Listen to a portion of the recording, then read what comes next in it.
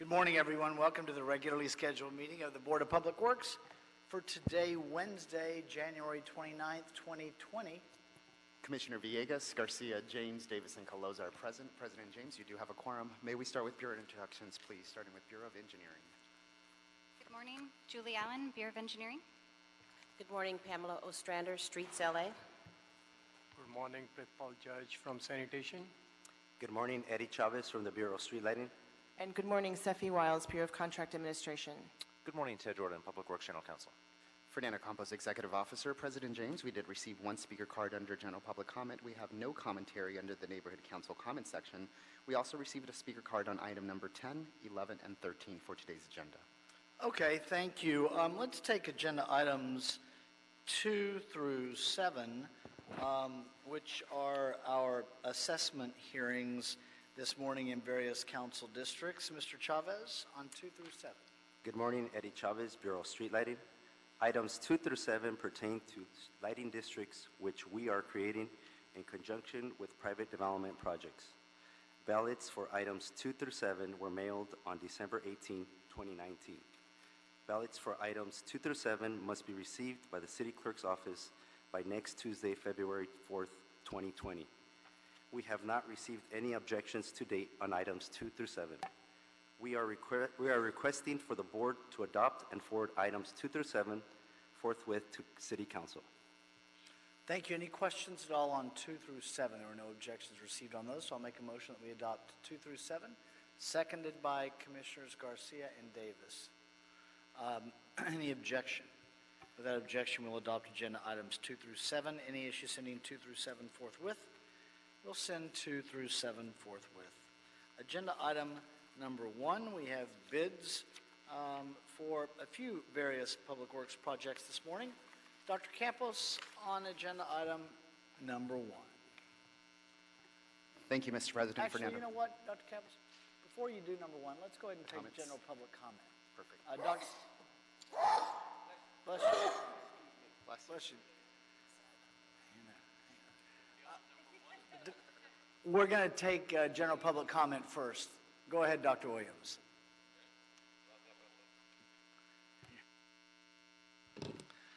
Good morning, Dr. Tom Williams. We need a little bit more mulch at Mission Road, mulch and compost.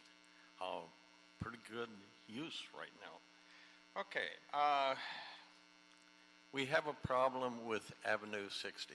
Several people continue to complain about there is 1 out of 8 lights on the bridge.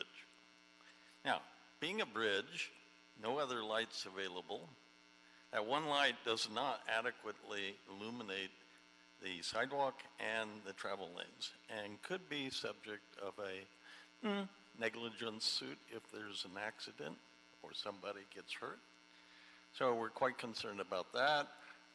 Via Marisol is kind of a non-bridge bridge, and York is beautifully lit.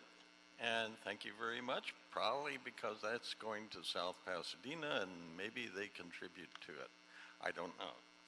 We have in LA 32 90032 zip code a program that we're developing right now of 1,000 trees this year, because that's would be our portion of the 90,000 that's proposed for each neighborhood council would contribute to the total of 90,000. There are about 90 plus neighborhood councils, so that's about 1,000. We're looking at 1,000 trees in 1 year. So we're trying to figure out who do we contact, who do we go through. Is it through the mayor's office or is it through urban forestry, or who's in charge of trees for this year? We would like to have a meeting and consult as to what you need and how the neighborhood council can help, because 1,000 trees. Thank you. Thank you, Dr. Williams. Dr. Campos can give you the contact information for our city forest officer. That'll close general public comment. Dr. Campos, going back to agenda item number 1, bids on a few public works projects this morning. Go ahead, sir. Yes, Fernando Campos, Executive Officer. We will open up four bids, or bids for four projects. The first project is for the Donald C. Tillman Water Reclamation Plant berm improvement. This is a capital improvement project, number 6205 in Council District 6. The city has estimated the first project to be at $5,340,003 even. The second bid will received for the second project is for the Hyperion Water Reclamation Plant Perimeter Road Improvement Capital Improvement Project number 2447 in Council District 11. That bid is estimated to be at that project is estimated to be at $5,045,000 even. The third project that we will open up bids for is for Council District 4 for the Riverside Drive Bridge Home Project, estimated at $2,822,000 even.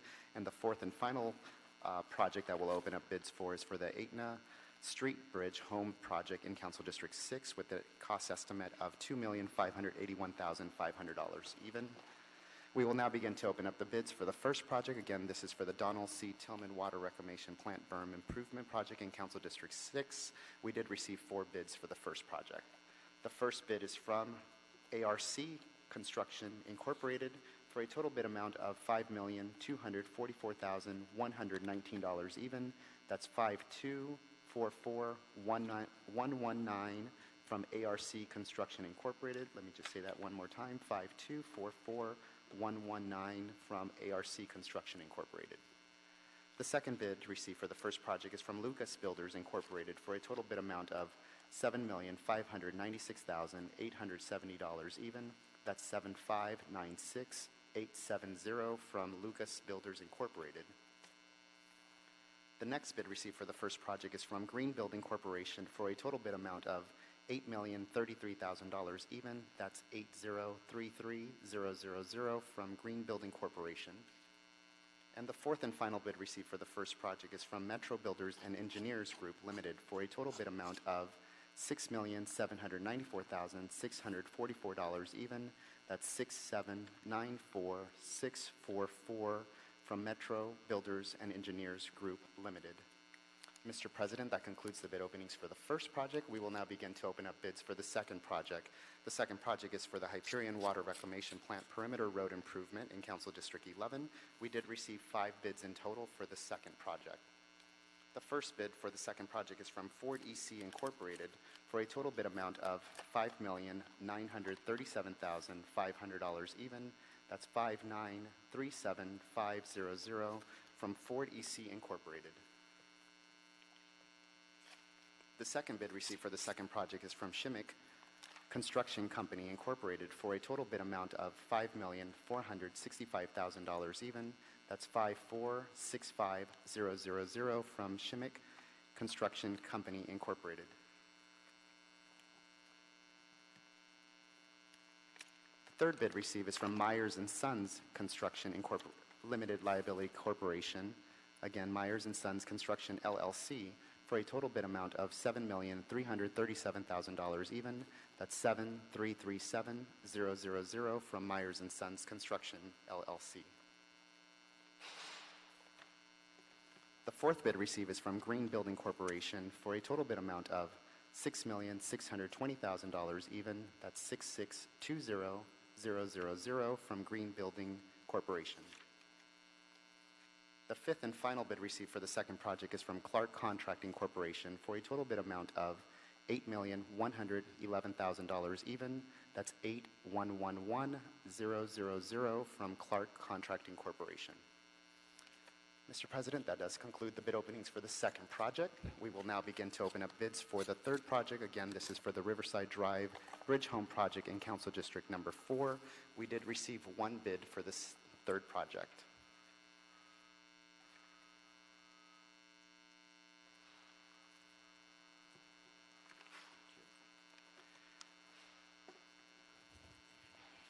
The first and only bid received for the third project is from Ford EC Incorporated for a total bid amount of $4,393,700 even.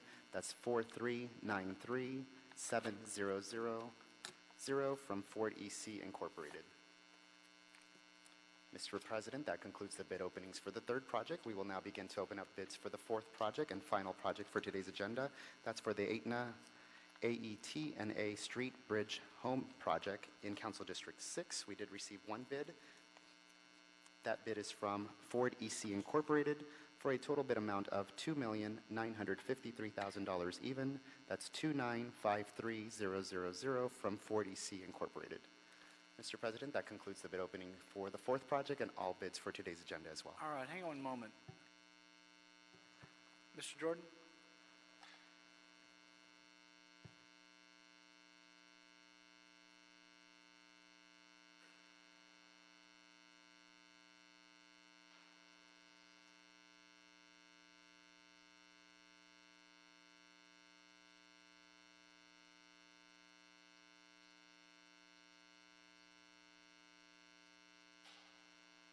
Okay, thank you. Is there a second to my motion for an order that the bids have been opened and declared and whatever else it is? Received, open, and declared. Opened, and declared forthwith. After all these years, I forgot one. By Commissioner Villegas. Thank you. Any objection? Without objection, that'll be the order on agenda item number 1. Agenda item, we have a few requests for authority for expenditure. We'll start with 14. Authority for expenditure, MCG and Associates, Street Services, Streets LA, and the Office of Accounting are requesting board approval and execution of an authority for expenditure in the amount of $20,000 for the promotional and educational material and literature, as well as hosting and participation in various events throughout the city to raise awareness and understanding among contractors, businesses, and stakeholders of the city's sidewalk and park vending program. Secondly, authorize myself or 2 members of the Board of Public Works to execute the letter of agreement after approval as to form has been obtained from the city attorney. Yes, ma'am, go right ahead. On number 14, Ms. Munch. Good morning, Commissioners. Gina Manchos, Bureau of Street Services. For 14 through 16, I just want to preface it by saying when the sidewalk vending permitting program was approved by Council also approved about $350,000 for education, information, outreach to vendors and local businesses and other stakeholders that would be affected by the new sidewalk and park vending program. And as a result, the CLA approved a list of on-call vendors from a RFQ, and these AFEs are the result of task order solicitations for educational materials and also community outreach activities. There were 3 vendors that were given activities dealing with Task 1, and 1 vendor that had activities from Task 1 and 2 of the first TOS issued. So 14. Number 14 is just one of those 3. So there are 2 of them for about $20,000, and one of them is about $57,000, which I'd like to mention. The board agenda, there's a typo that's referencing $54,900, but it's really $57,900. Well, we'll correct that one on number 16 when we get there. Yes. Yeah. Okay, any questions at all regarding what's going on? We'll start with Commissioner Davis, then Commissioner Colon. Just for general information, some of the activities that are being supported here are what specifically as it relates to? Well, I do also have some technical people here, but from my knowledge, the first task is mostly production of materials, development of materials, the translation of those materials into the 12 different languages required per election code. And then the task number 2 will involve more community-based activities, such as workshops and meetings, community meetings, and other types of outreach. And so in those workshops and community meetings, we are increasing the awareness of the small business community in various areas of the city about how you can do business with the city to pursue a sidewalk repair contract? No, it's sidewalk vending. Governor. vending, I'm sorry. Yeah, Governor Brown had enacted legislation that decriminalized sidewalk vending, and so City Council adopted a similar program and decriminalized it as well. And so now, effective January 2020, we have a permitting process, and so sidewalk vendors must get a permit and comply with all the rules that have been developed for regulated sidewalk vending. And so the outreach is really to educate not only vendors that, they need to comply with the rules and must get the permit, but also local businesses to understand that they are now allowed to do such business, whereas before it was illegal. It's now considered non-compliant if they don't follow the rules. Okay, good. So I got something mixed up. But yeah, this is great because now I understand that we're beginning to implement a solution to this problem that we have studied for years and years Yes, with peers. So I'm very glad to see a solution being implemented, and I agree 1,000% with any time we implement new policy. Increasing the awareness of the environment becomes critically important. So I'm very happy to see this area of funding for the resolution to this problem because I think it's important. Thank you. Thank you, Commissioner Davis. Commissioner Colozo. Thank you, President James. I just had a few follow-up questions. I know the AFEs aren't prepared by the bureaus, they're prepared by our accounting office.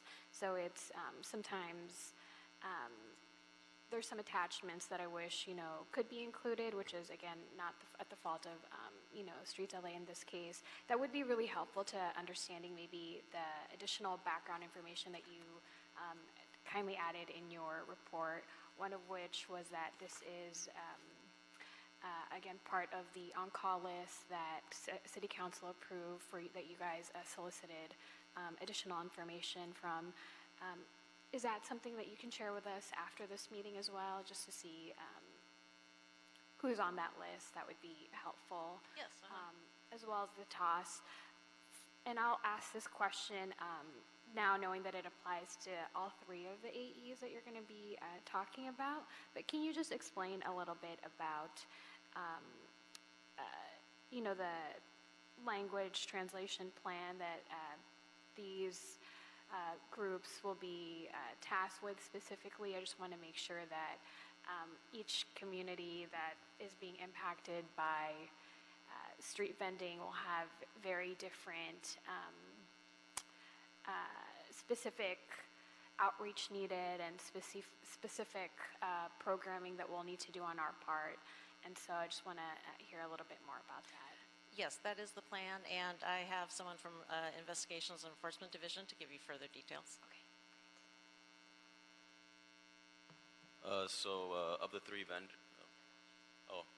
Richard Shervani from Bureau of Street Services, Investigation and Enforcement Division. So of the three vendors that were selected, the one for Task 1 would be in charge of developing the promotional and educational material into 12 different languages, and those languages were determined by the election code that we went off of. So they'll translate the material, they'll distribute it to the other vendors or contractors who will be hosting the community events, one-on-one counseling, and any meetings of that sort.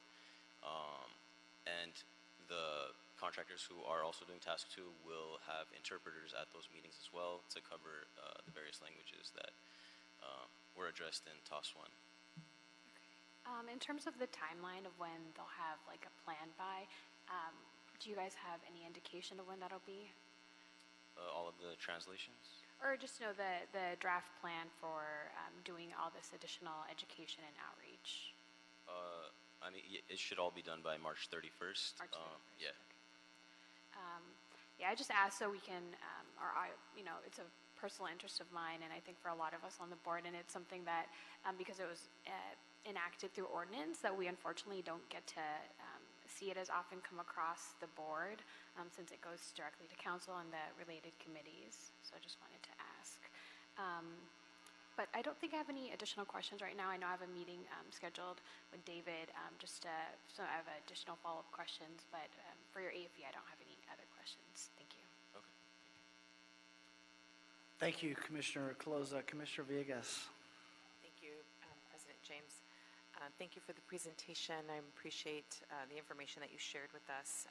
I think this is, I know that for the Bureau, it's a long time coming. So I'm glad that we're at this point now, and that I'm under the impression that there'll be more tasks coming in the next few weeks. So it would be, I look forward to seeing those come before us as well. You know, my concern only is just to be able to review the material.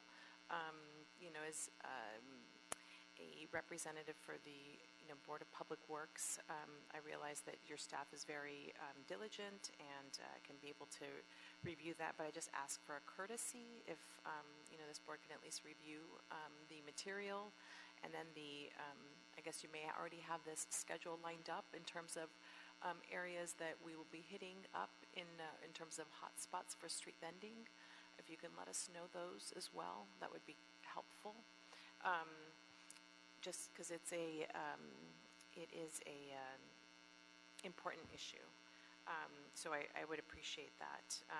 Those were my comments. Thank you. Thank you. We'll take it. We'll advise the Investigation Enforcement Division.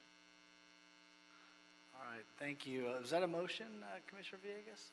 Well, I'll second it only because Tom Carballo just walked in the room and we haven't seen him for a while. So welcome back, sir. That'll be my second. Any objection? With that objection, we'll adopt agenda item number 14. Thank you all. Let's, any issue sending number 14 forthwith? Let's move, so that'll go forthwith. Let's move to number 15. Obviously, we're working on the same, with the same Bureau, Streets LA, and the Office of Accounting, requesting board approval and execution of an authority for expenditure in the amount of $20,113.57 to pay for the promotional and educational material and literature, as well as hosting and participation in various events throughout the city to raise awareness and understanding among contractors, businesses, and stakeholders of the city's sidewalk and park vending program. Secondly, authorize myself or two members of the board to execute the letter of agreement after approval as to form has been obtained from the city attorney. Ms. Mancha, again on number 15, recognizing that we may have covered the presentation and the questions related to this. Anything different to add to number 15 that is separate and apart from number 14? No, the only thing that sets apart these three AFEs is that item 14 and 15 are for task 1, which is preparation of materials, and the third AFE is for task 1 and 2, 2 being the community outreach and workshops and that type of activity. Okay, well then we'll move along to that one. Did you have a question on number 15, Commissioner Villegas? I did not. I'm sorry. I just left it on. Okay. Commissioner Garcia. Maybe you said this earlier, but just to clarify, how did you come up with these contractors? There was a request for qualifications process. Oh, okay. And Bureau of Street Services was involved in scoring and evaluating the candidates. The CLA's office ultimately blessed and approved that list, and that adopted list of on-call vendors was then used for when we issue task order solicitations, asking for proposals on the various tasks involved. And just because I'm not 100% sure, but is this one, number 15, a nonprofit or is it a for-profit company? Tenemos que reclamar y unidos. They are a nonprofit. They're a nonprofit. And is the first one a nonprofit or a for-profit? For-profit. Okay, thank you. And I imagine the last one is also a for-profit. So we have one nonprofit that made it. Okay, thank you. Thank you. Anything further? I'll make a motion that we adopt agenda item number 15, seconded by Commissioners Garcia and Davis. Any objection? Without objection, we'll adopt agenda item number 15. Any issue sending it forthwith? We'll send number 15 forthwith. Number 16, authority for expenditure, also Streets LA and the Office of Accounting, requesting board approval and execution of an authority for expenditure in the amount of $54,000. Actually, this is the number that we need to amend. You indicated, ma'am, it was $57,000? Yes. $994.60? Yes. Okay, so that'll be the amendment on agenda item number 16. To pay for the promotional and educational material and literature, as well as hosting and participation in various events throughout the city, to raise awareness and understanding among contractors, businesses, and stakeholders of the city's sidewalk and park vending program, authorize myself or two members of the board to execute the letter of agreement after approval as to form has been obtained from the city attorney's office. And on this one, Ms. Mancha, just because we try to make a separate record for each individual agenda item, would you re-explain the difference, what's different about agenda item number 16? Yes, so task order solicitation number 1, which was issued to the vendors, was comprised of two main task categories. Task number 1 was development of educational and information materials and translation of those materials. And task 2 deals with the implementation of those materials, distribution at workshops, community meetings, sometimes one-on-one work, other outreach types of activities. And that same company is also participating in the development of the materials. So they're responsible for 1 and 2. Got it. Thank you. Commissioner Villegas? Just for the record, I just wanted to let you know that if we could also see their materials that are going to be going out to the community, when they're going to be scheduling those. I'm sure they're all like on a schedule, but if you can just share that with us, that would be helpful. Thank you. Thank you. Commissioner Colozo? And I second that as well. I'm out in the community a lot and want to make sure that we're addressing the issues that are specific to each community, and street vending varies throughout. I will say and make one additional comment, though, that I did receive a nice note from some of the Chinatown vendors about the Streets LA team and how responsive they've been in working out some of the permitting questions that they've had. And so thank you to David specifically and his team for working on this. Great. Thank you for including that, Commissioner Colozo. That's nice to hear. Commissioner Davis? This is a citywide program Yes. implemented throughout the city, and council offices are involved in the process as well, equally as well. Yes, and it's not only for sidewalk, it's also in parks. Okay, great. Great. Thank you. Anything further? Commissioner Davis makes a motion that we adopt agenda item number 16, seconded by Commissioner Villegas. Any objection? Without objection, we'll adopt agenda item number 16. Thank you both. Thank you. Any issue sending number 16 forthwith? We'll send number 16 forthwith. That's as amended. As amended, Thank yes. With you have the amendment, Dr. Campos, the new amount? Yes. Okay. Right, yeah. She had indicated that, yeah. Okay. So, great. Then that will take care of number 16. Agenda item number 8, Council District 13, from Engineering, revised task order solicitation number 01075, Layton Consulting Incorporated, remediation of groundwater and monitoring and related services, Santa Monica Street Lighting Yard, recommending that the board authorize the city engineer to issue a revision to the task for solicitation number 01-075 to Layton Consulting, increasing the budget authority from $115,400 to $190,000 for continued groundwater monitoring and related services. Mr. Mulhern, this sounds like something similar to what you come visit us about on occasion anyway. Go ahead. Guilty as charged. Mike Mulhern, Bureau of Engineering, Geotechnical Engineering Division rather. This site is just west of downtown here at Virgil and Santa Monica Boulevard. We're asking for $74,600 for another year of groundwater monitoring. It includes 16 groundwater monitoring wells on site, bailing and sock removal of any free product we find. Fortunately, that's going way down, so we may not even need that this year. In other words, our monitoring is showing that the groundwater contamination is decreasing. Also, that includes reporting to the State Regional Water Quality Control Board, and we've put a contingency in for replacement of 2 well boxes because of the heavy traffic in the area. And I also note that our business inclusion program is very well this year. Layton always does a good job, including the disabled veteran business. Great, thank you, Mr. Mulhern. Any questions on number 8?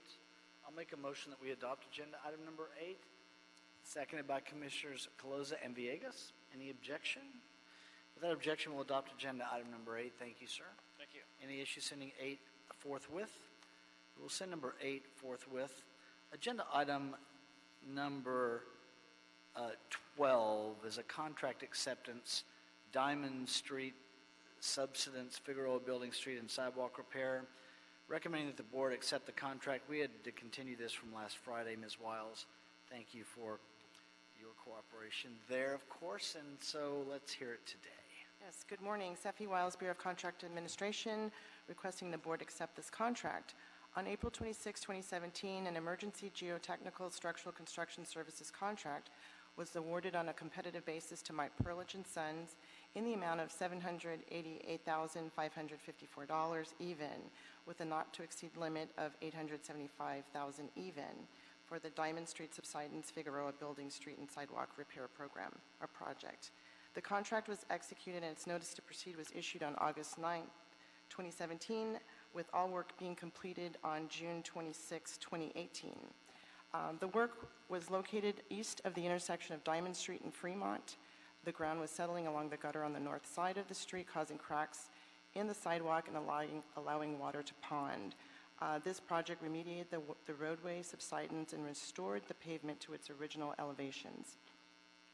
4 change orders were issued, decreasing the contract amount by $4,164.12, which represents a little more than half below the award amount and 10.36% below the authorized budget, bringing the total cost of this contract to $784,389.88.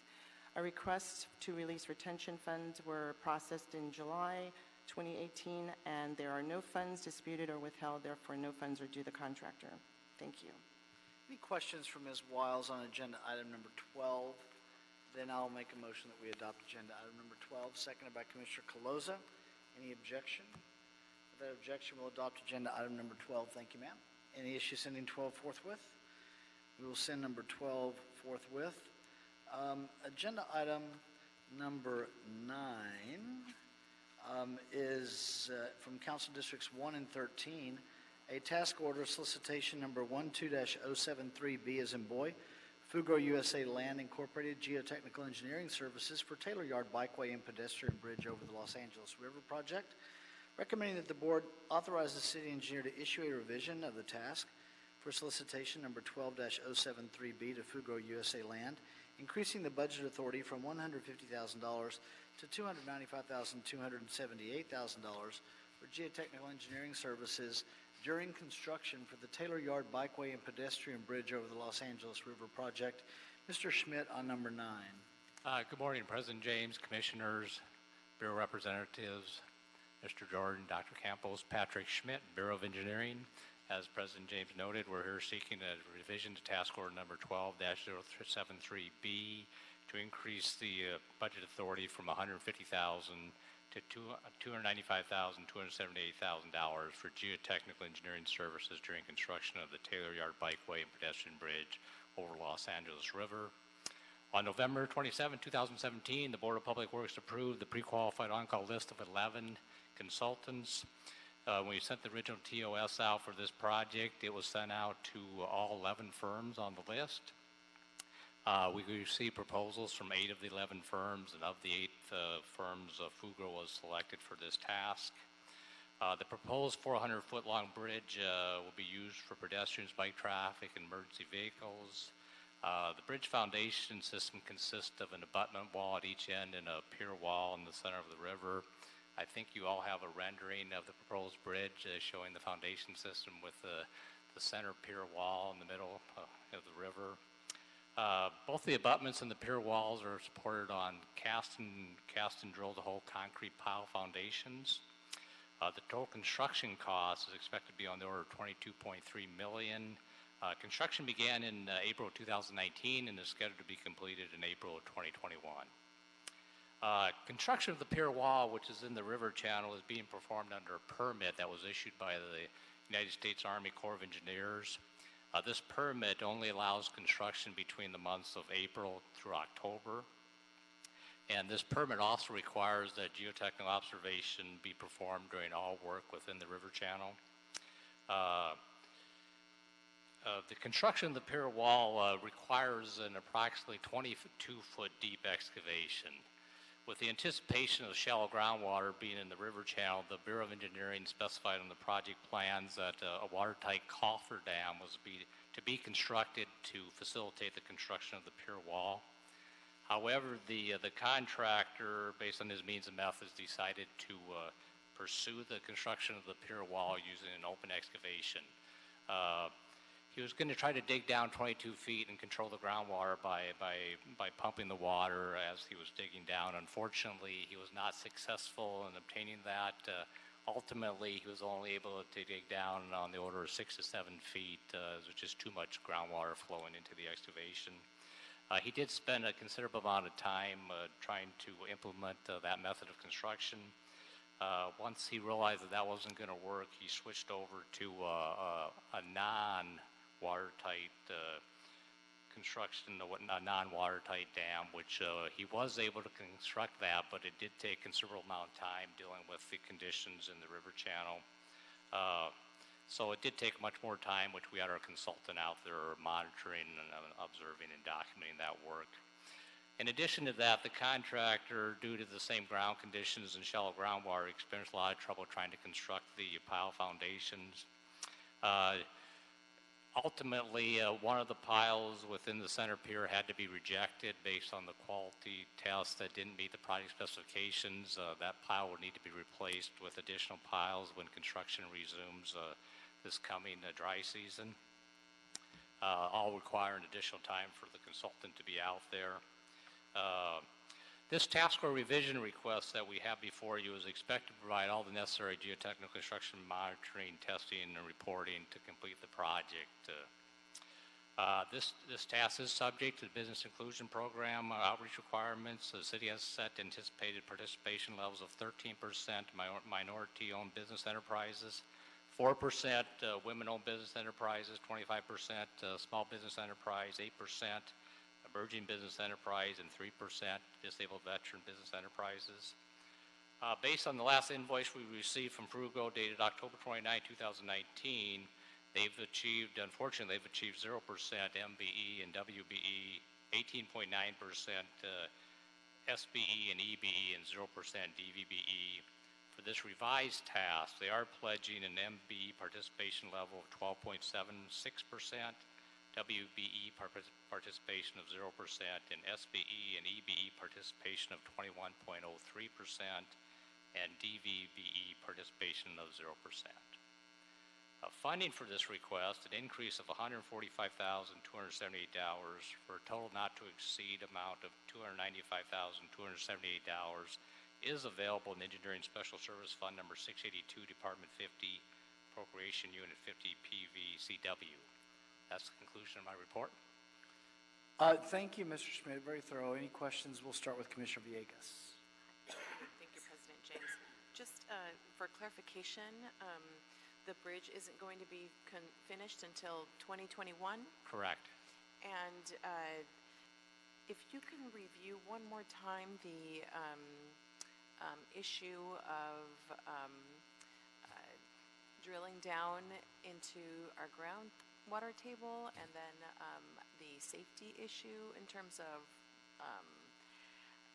securing it looks like it's right down on the middle of the bridge. Right. Were there other alternatives that were considered for it, or how is it? And I realize that your staff was monitoring as well. At least that's what's in the report, and that's what you were mentioning. But just for safety purposes, if you could just go over that. The original plan, as specified on the BOE drawings, was to construct a watertight coffer dam, so the contractor would not have to deal with groundwater issues or the caving ground conditions. It's all sands and gravels, cobbles and boulders, and with the river right there, obviously the water is very shallow. That would have controlled it, and would have, if they would have constructed the coffer dam, everything out going forward from that would have been very straightforward. Unfortunately, that method of construction is a little bit more expensive, so he tried.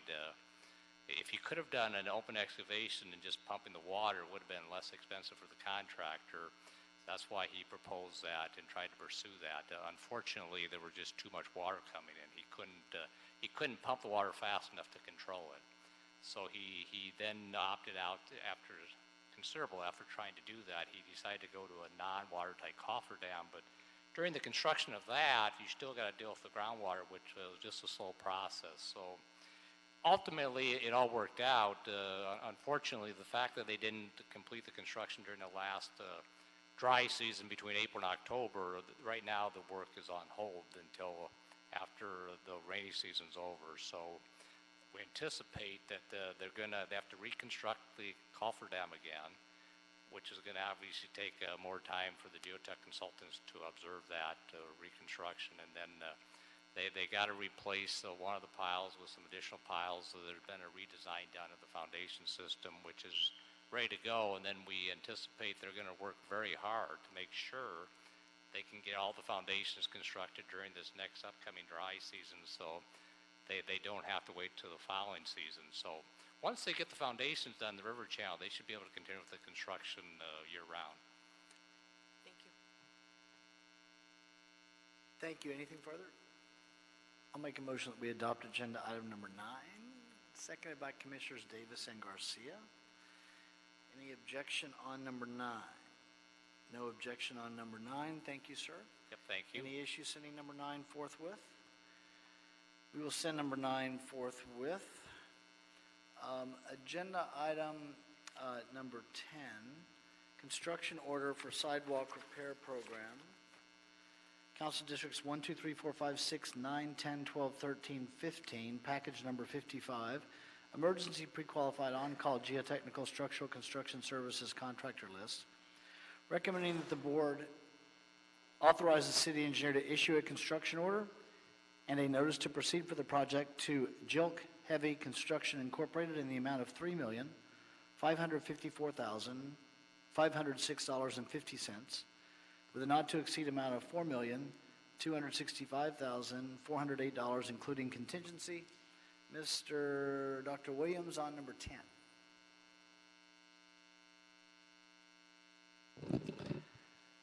Dr. Tom Williams, Citizens Coalition for a Safe Community, and will be a respondent to the sidewalks EIR that's underway right now for comments. We're quite concerned regarding sidewalks. And then when I see the allocation of funding, $6 million, and I don't think this is included in the EIR. So we're quite concerned regarding the coordination as to the ongoing efforts now versus the proposed ongoing efforts in the EIR for sidewalk repair. One of the things that we're quite, at least I'm involved in, is the environmental justice issues as to who gets the money, who gets the improved sidewalks and when, and in what median household income districts will the money go to and the improvements will be done. So we're quite concerned regarding the sidewalk repair. I would like to see what is proposed on both 10 and 11. So I'm available Friday afternoon and or next week. So thank you. Thank you, Dr. Williams. Mr. Vega.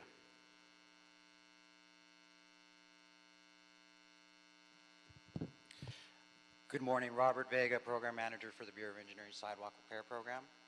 As noted, the Bureau is requesting authority to award sidewalk repair package number 55 to Jill Heavy Construction Incorporated, the lowest responsible bidder. This is for our Access Acceleration Program, wherein we were appropriated $10 million from the SB1 Road Maintenance and Rehabilitation Fund for fiscal year 2019-20, in addition to the $31 million appropriated annually per the Willett Settlement Agreement. The scope of work for this project includes repairing sidewalk, constructing curb ramps, and ancillary work from corner to corner at 28 access request sites in residential neighborhoods of CDs 1, 2, 3, 4, 5, 6, 9, 10, 12, 13, and 15. The repairs constitute 61,000 square feet of sidewalk and 51 curb ramps. The delivery method for this project is design-build. So in addition to the construction that I've just gone over, the contractor scope of work will also include the engineering design of the sites and elements described. On November 21st, 2019, the Sidewalk Repair Program solicited bids from all 9 contractors on the emergency pre-qualified on-call geotechnical structural list. On December 10th, 2019, 2 bids were received. Joke Heavy Construction Incorporated was deemed the lowest responsive bidder, and we're recommending that they be awarded the contract. And as noted, funding is available in the SB1 Road Maintenance and Rehabilitation Program, Special Fund for Sidewalk Repair Construction Services. That concludes my presentation. Thank you, Mr. Vega. Commissioner Caloza. Thank you, President James. I don't have any questions for you, Robert, but maybe just some comments. But Dr. Williams, we do have a schedule for community meetings for our sidewalk EIR that we're happy to share with you. Maybe Robert, if you can please give your contact information to Dr. Williams so you can get the schedule. We also have a sidewalk advisory committee that we do meet with on a regularly scheduled basis to give them updates on the status of our sidewalk repairs and the prioritization. So we're happy to share more information with you. Thank you, Commissioner Caloza. Anything further? I'll make a motion that we adopt agenda item number 10, seconded by Commissioners Caloza and Davis. Any objection? Without objection, we'll adopt agenda item number 10. Thank you, sir. Thank you. Any issue sending 10 forthwith? We'll send number 10 forthwith. Mr. Vega, I see you're here on number 11 as well. Council Districts 3, 5, 7, 8, 10, 11, 12, and 14. Construction order of the sidewalk repair program. This one's project number 57. Emergency pre-qualified on-call geotechnical structural construction services contractor list. Recommending that the board authorize the city engineer to issue a construction order and a notice to proceed for the project to Jilk Heavy Construction Incorporated in the amount of $1,434,680.70, with a not to exceed amount of $1,721,617, including contingency. Dr. Williams, you want to be heard on number 11? Same comments. Okay, same comments as before. Mr. Vega. Thank you. Robert Vega, Bureau of Engineering. Again, Bureau is requesting authority to award sidewalk repair program package number 57 to Joke Heavy Construction Incorporated, the lowest responsive bidder. And again, this is part of our access request acceleration program.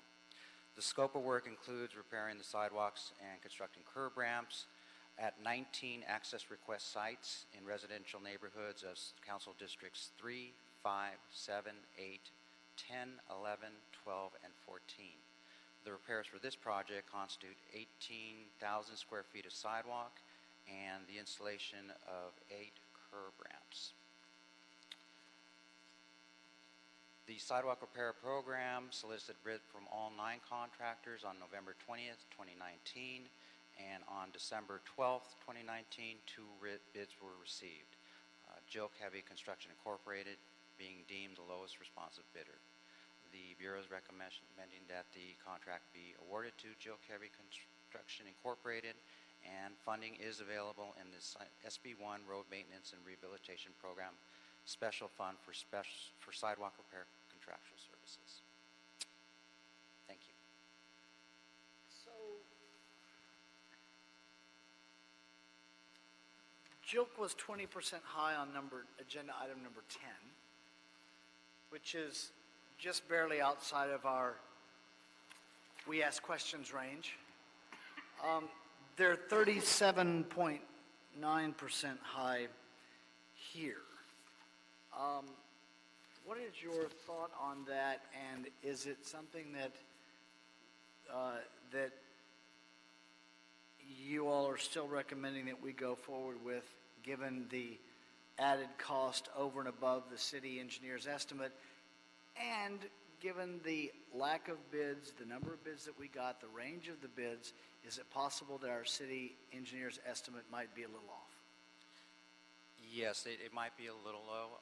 These contractors, we've had 2 contractors who have been bidding on these projects, Joke Construction and Mike Perlich and Sons, and I think through their experience with additional coordination work, coordinating with utilities, utility relocation and such. The prices have probably gone up some. And in the future, what we are looking at is, instead of using the pre-qualified on-call contractor list, is to actually put it out to normal bid, through the normal bid process, to get more bidders on our contracts. I think at this point, and I bet some colleagues would agree with me, that I think that would be a healthy exercise for a lot of reasons. But one of them, look, we are well aware of the reason for creating a list. This has been a priority, of course, for the city. Yes. But we have had progress and success in the last few years on it. But sometimes it's good to just re-energize the market. Agreed. And I think that might be a good way to do so. And I don't want to speak for them, but I know at least one of my colleagues now too would like to see that happen. And I think the points were made, if I could dare speak for Commissioner Close on that, because these are, I realize we may be a little low, but these bids at 38% high, 48% high, I think warrant the, and by the way, we've also built a pattern of success, and we've built a process. Yes. We've demonstrated success that, just for the reasons stated a moment ago, I think it's good to re-energize the market. So that I think that would be our recommendation for you going forward in our response to the bids that we've gotten today. Thank you. All right, thank you. So with that, my reluctant motion will be made. Is there a reluctant second? Okay, by Commissioner Caloza and Commissioner Davis. So without any objection, we'll adopt agenda item, reluctantly, agenda item number 11. Thank you, Mr. Vega, and send the message out for us, and we'll see what the next batch looks like, okay? Any issue sending number 11 forthwith? We'll send number 11 forthwith. Agenda item number 13 is an authority for expenditure for Rambo House Media, LLC. Street Lighting and the Office of Accounting are requesting board approval and execution of an authority for expenditure in the amount of $28,310 to pay for support services for the following Bureau of Street Lighting programs: graphic design services and printing for 2 main programs, event coordination for up to 2 events, catering and support services for 2 events, creation of 5 short videos, and website development. On number 13, Dr. Williams. Dr. Tom Williams, street lighting. Oh yeah, Avenue 60 bridge, 1 light bulb out of 8. So you need to improve the outreach, because a lot of people don't even know that street lighting is by the city.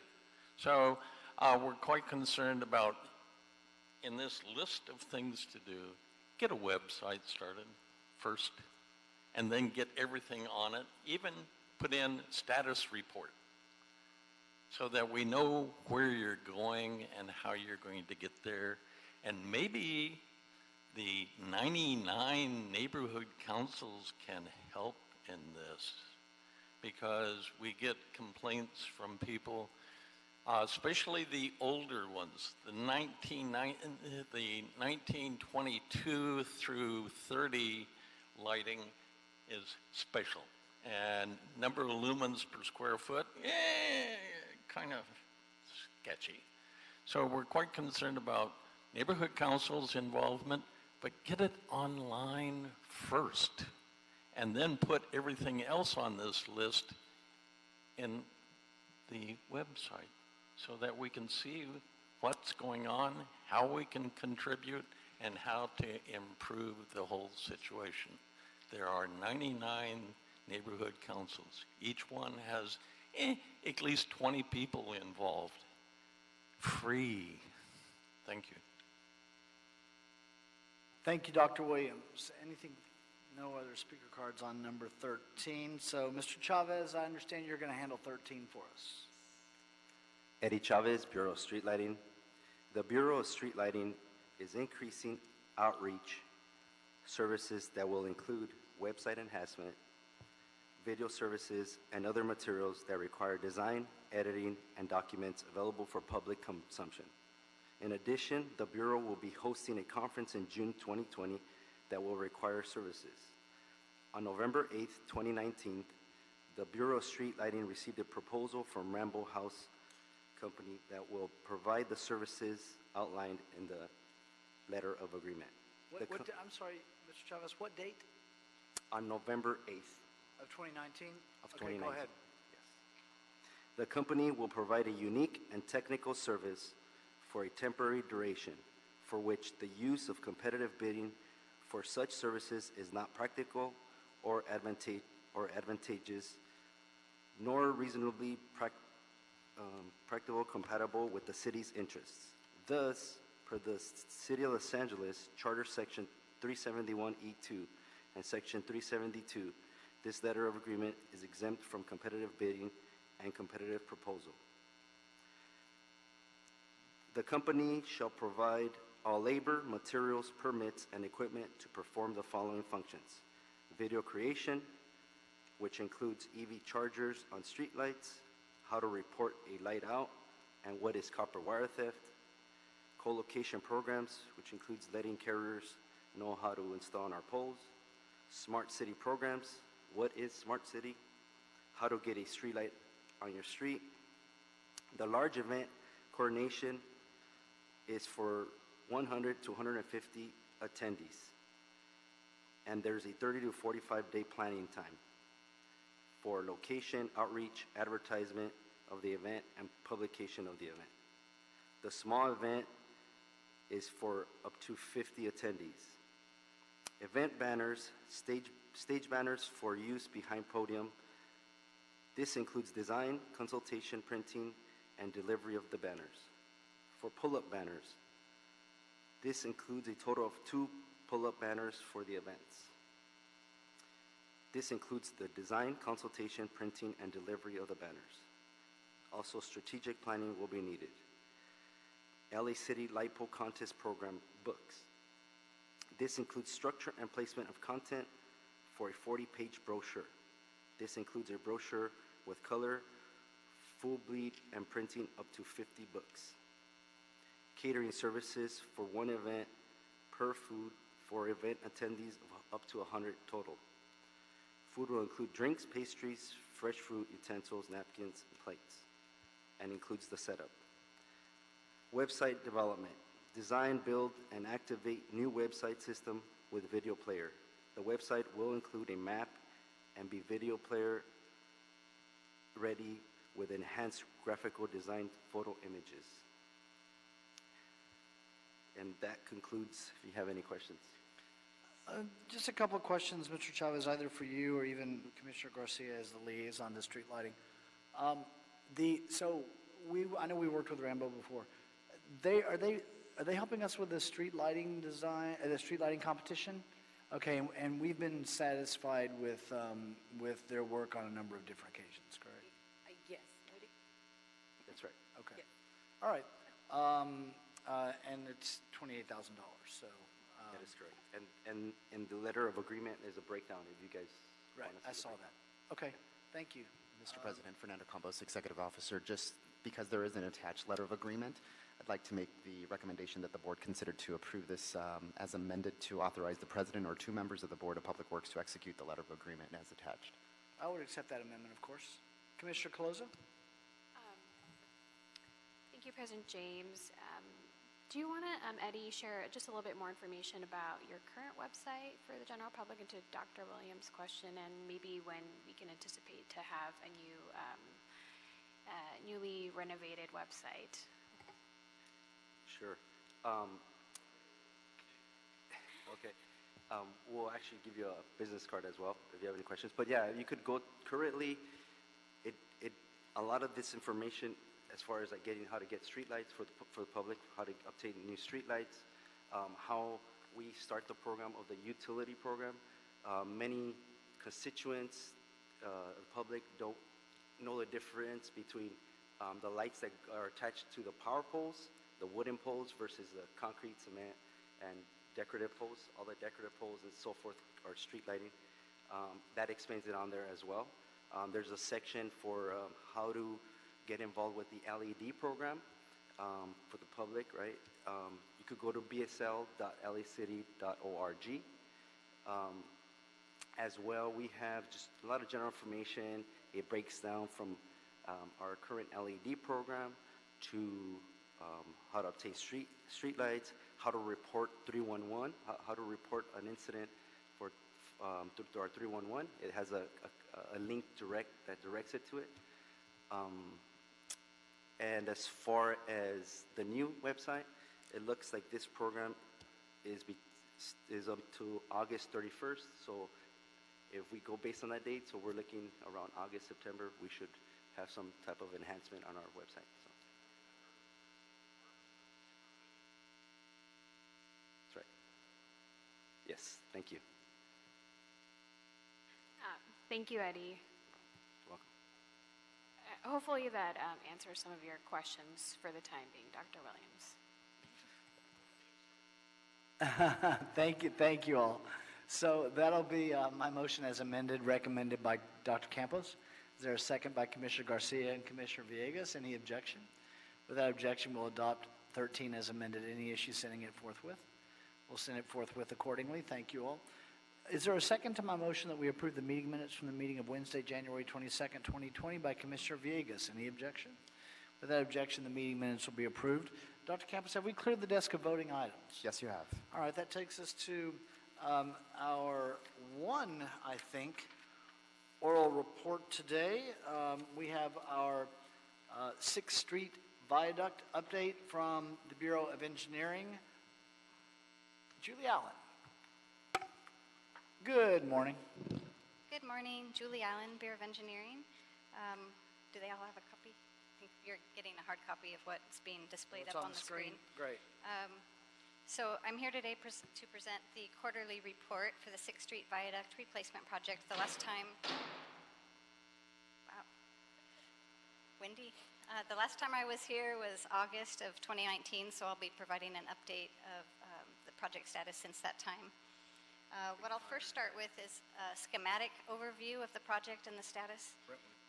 What is shown is a representation of the bridge from one end to the other, and the top part of it is color-coded so that you can see in green the elements that have been constructed to date, as well as in yellow the items of work that are still in construction or currently in construction. So essentially all of the Y-arm columns have been constructed with one remaining that's currently under construction on the west side of the project near Santa Fe. And in yellow, what's under construction now is generally the edge girders and floor beams that will be the structural framework for the bridge deck. I want to bring your attention to the image at the bottom of the screen here, which is a depiction of one frame of the structure, because I'll be talking a little bit about it later. What you see colored is a Y structure, and I'll be talking a little bit about that later, and it's called a Y column. At each location, those are called a bent, where there's a set of two Y-arm columns together. That's considered one bent, and then the next one down is another bent. So that's just to give you a little bit of advanced layout for what I'll be talking about later. So the project since August has had 4 concrete placements. We've performed the concrete placement of the arch rib floor beam, which crosses the bridge at both bent 7 and bent 8. One of them was done in 2 pours, and then we also had the contractor construct pour concrete out at abutment 13, which is the eastern terminus of the bridge adjacent to the 101 freeway. Overall, the project, or the viaduct itself, is 43% complete. So I'll go next to some construction photos to give you a little comparison to when I was last here in August. On the left, there's a photo of what the false work and the construction was like in August, and it shows that most of the work was centered around these bents where they were doing the framework for the edge girder and the floor beams. And if you look at the photo now on the right in December last month, you can see that the contractor is now connecting those bents together with false work and formwork and rebar elements that will connect the entire length of the bridge together. And I'll show some photos that show how it extends further down.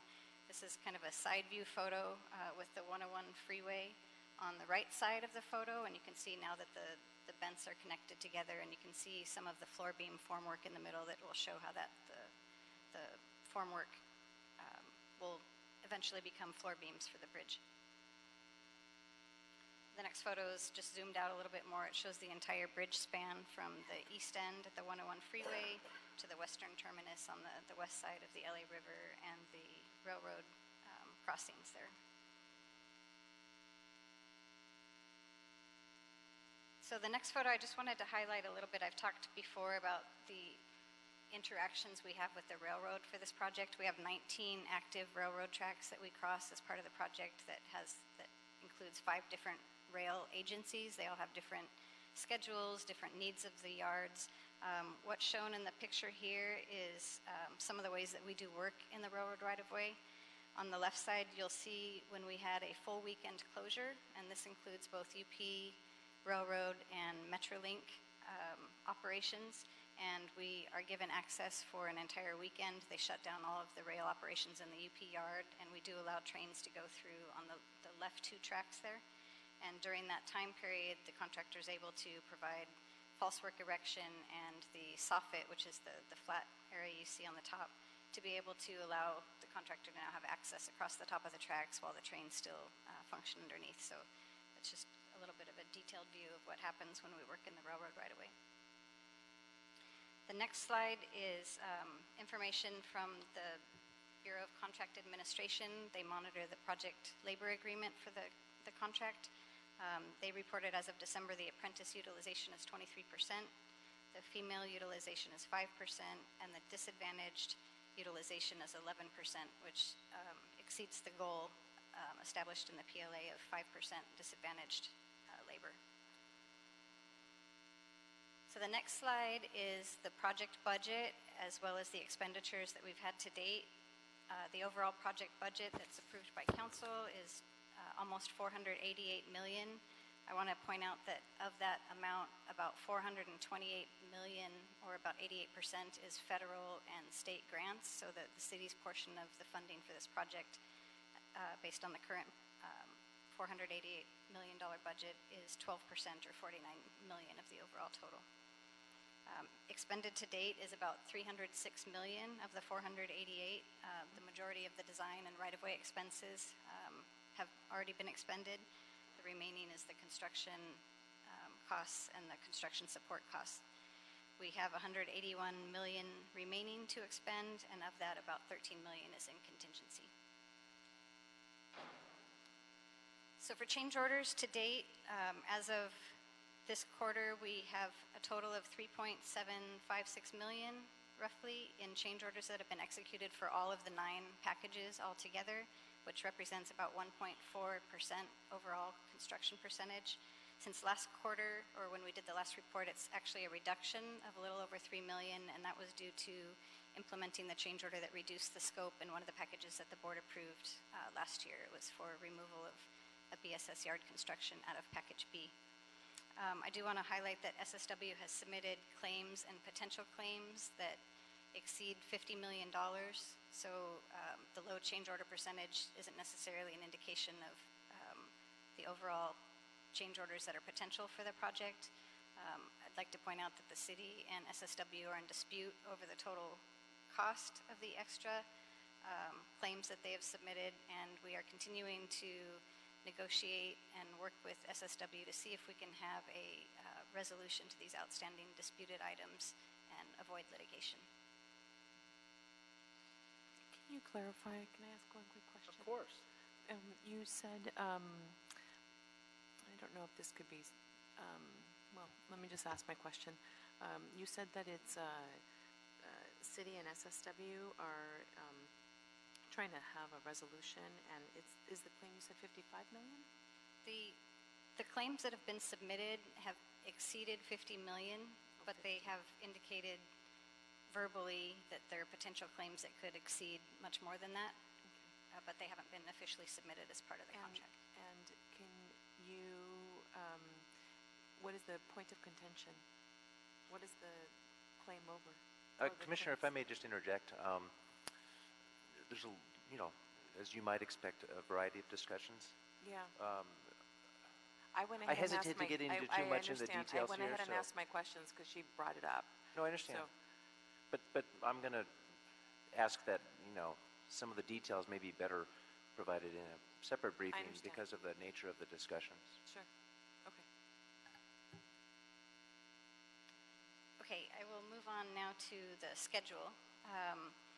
What you see before you represents the contractor's monthly schedule update, and their current schedule update is indicating that the project is 631 days behind schedule, with a 9/29 or September 29th, 2022 bridge opening date and a November 8th, 2022 completion date. The contract has a liquidated damage amount of $25,000 per day, which results in a potential liquidated damage assessment amount of $15.775 million should there not be an approved time extension for these 631 days. The project, in addition to the delays that are already shown in the contractor's schedule update, is currently experiencing additional delays. These are resulting from two main concrete repair issues that are ongoing on the project. The first of which we brought up last August when I was here, and that was when they removed the forms from the bottom of the Y-arms that I was describing earlier. It was determined that there were voids on the underside that needed to be repaired. There was also some debris and other materials that were left in the forms when the contractor poured the concrete. So the contractor is still developing a repair method for this, for the voids in the concrete. We think that it's structurally sound, but they need to be able to restore all the concrete that was that's not where it should be. In addition, we're working with the contractor to make sure that in future pours of this concrete, they don't encounter the same problem. So they have been working on revised means and methods to allow greater access points for the concrete. They're working with the concrete supplier to make sure that the concrete mix design that's delivered on site is consistent and of high quality so that we avoid having these future problems on the remaining pours. And this only occurs in the top of the Y-arms and the edge girder. They call it the knuckle region, where a different concrete mix design is being used.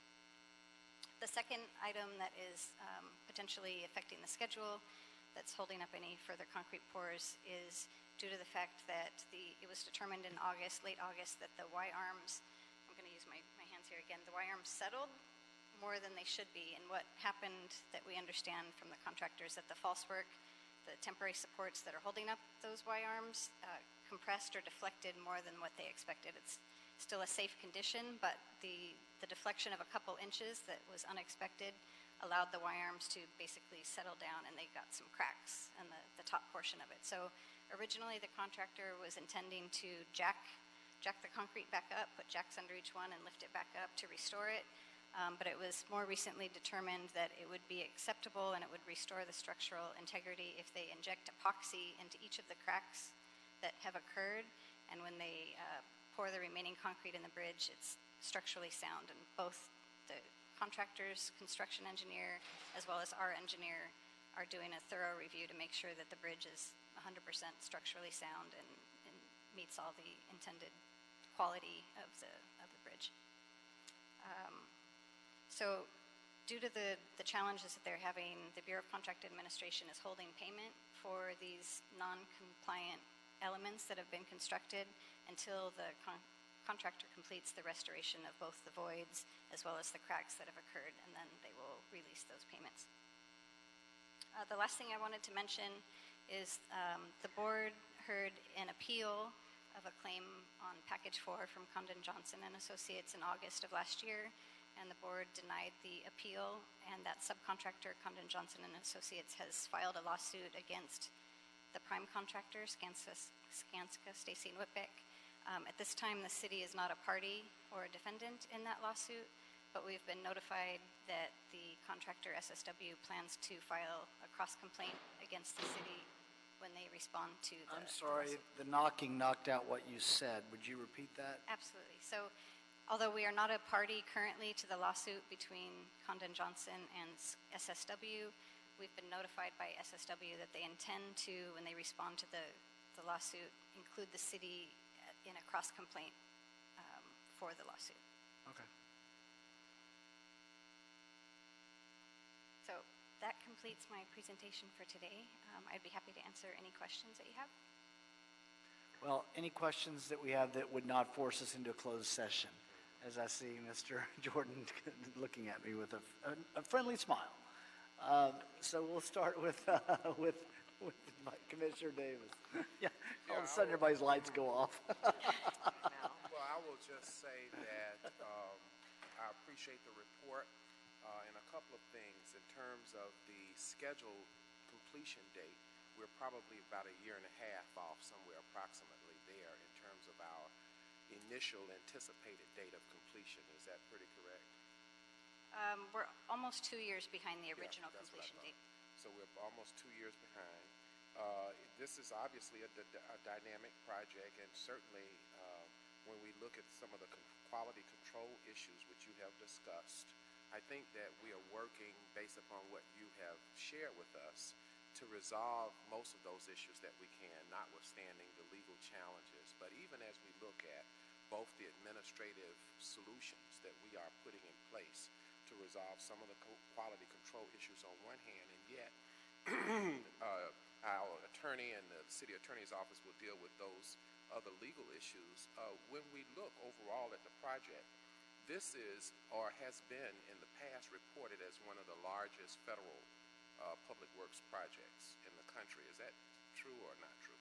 I don't know if it's the largest in the country, but it's certainly one of the largest federally funded projects in the state currently. Yes. So, I say that to say, given that fact, certainly you're going to have all of these issues at play in terms of quality control. Obviously, in every construction project, the date of completion is always at play. And then, obviously, when you have multiple prime contractors and then you have these challenges of date completion, you're going to oftentimes have some challenges in terms of what people expect, both on our end and on the contractor end. So that would we naturally know result in oftentimes internal challenges and legal challenges.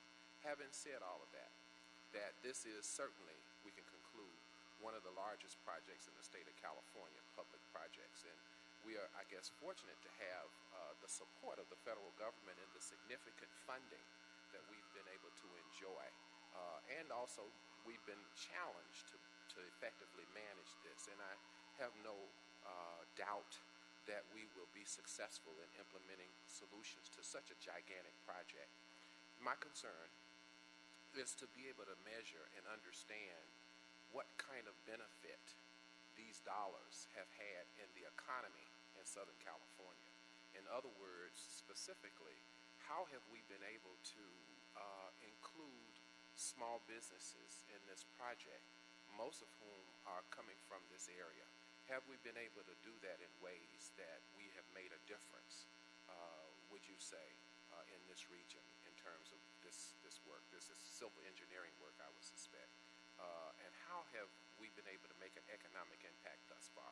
Can you just, I know you can't give me the data, but just summarily, what would be your response in terms of what kind of impact you think this project has made in the small and emerging business community in Los Angeles? I know the contractor, and again, they're not here to speak about it, but they have an outreach firm that has enlisted they've worked for the contractor to reach out to subcontractors of every size, including small businesses, to participate in the project. It's a very large project. They have a lot of subcontracted work. Sure. They have generally about 130 people working craft labor on site, so they're employing people from the community on the project itself. But as far as small businesses, I don't have enough facts to tell you percentage-wise. That's okay. My hope, my vision is that after having looked at this project, we, again, are a year and a half behind, and this is not the only construction project that's behind. But I think more important than some of the quality control issues that we have to confront is that it would be a travesty if at the end of the day we looked at all of this work that we have done, all of the federal funding that we have benefited from on this project, and it not to have had some positive financial impact on the small business community in this city. And equally important, that we would not have had we would not have achieved, including some minority businesses as well, because it's federal funded and they expect that kind of inclusion. So if we've not achieved that, if we have not maximized this opportunity, I think it would be a travesty. So moving forward towards these year and a half that we have, I hope that we would capture this opportunity to ensure moving forward that our small and emerging businesses in underrepresented areas, to the degree that they are available, would for sure get involved in this project moving forward as we look at, moving towards this year and a half that we have left. So that's my 2 cents, and I appreciate your report. And while many of the issues you have raised in quality control and some of the legal challenges might raise a red flag for some, for me, I understand how complex such a large project could be.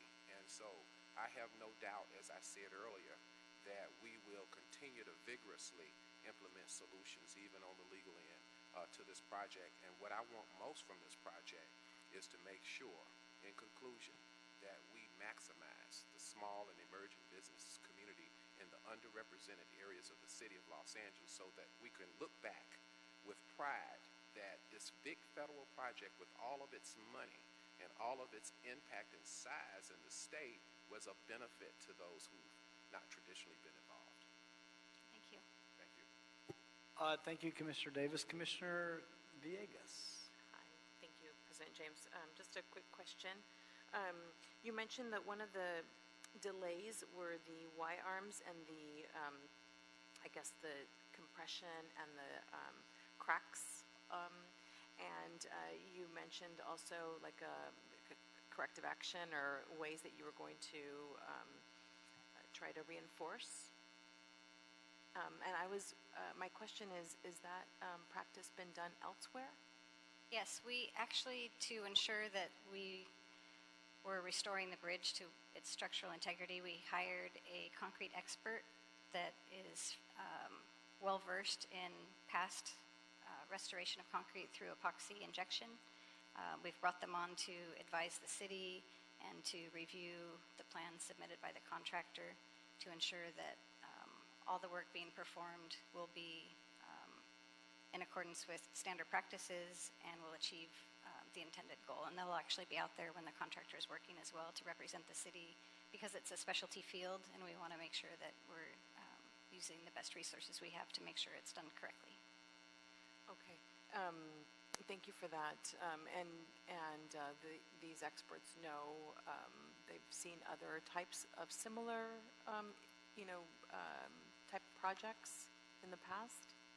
The design of the 6th Street Viaduct is somewhat unique, but concrete and cracking is common across numerous projects. So they are very well versed in concrete cracking and repair.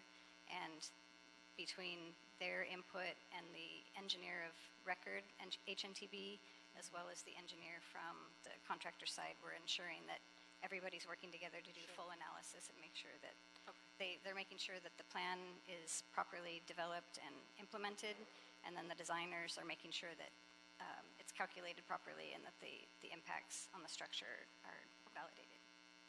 I was just asking for, safety, in the long term. Thank you. Thank you, Commissioner Villegas. Anything further? Mr. Jordan, we're good? Yes. All right, thank you, everyone. Then, Dr. Campos, we've cleared the desk? Yes, you have. Then we are adjourned. Julie, will you stay?